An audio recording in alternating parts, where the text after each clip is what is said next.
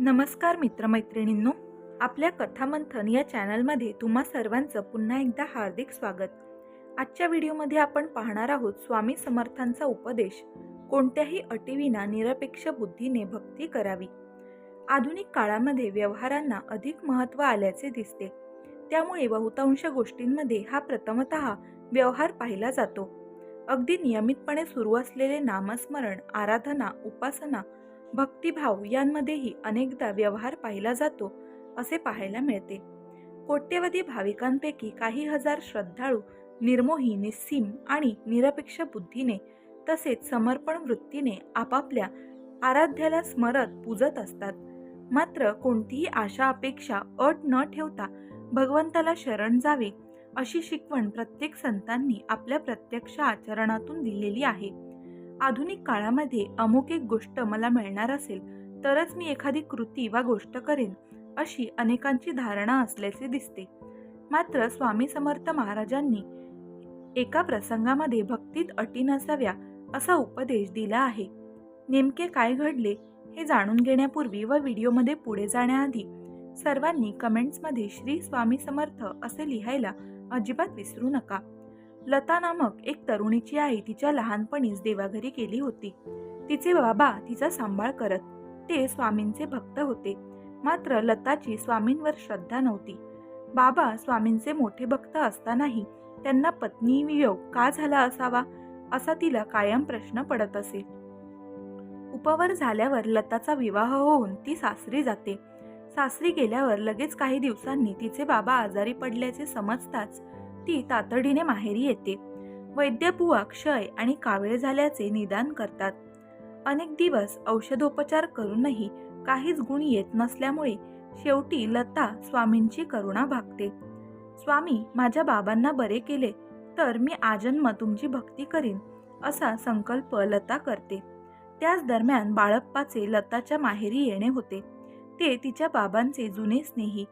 बाळप्पाच्या सांगण्यावरून लता स्वामींकडे जाते. छान, देवासमोर अटी ठेवा.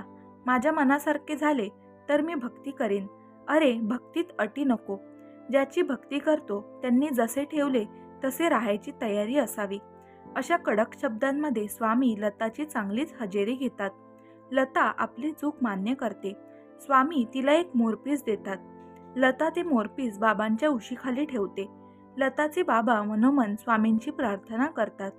स्वामींनी आपल्या मुलीचे पितृत्व स्वीकारावे अशी इच्छा मनोमन प्रकट करतात.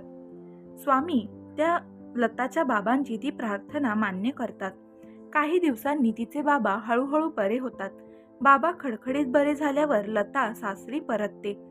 काही दिवसांनी तिचे बाबा तिच्या सासरी येतात.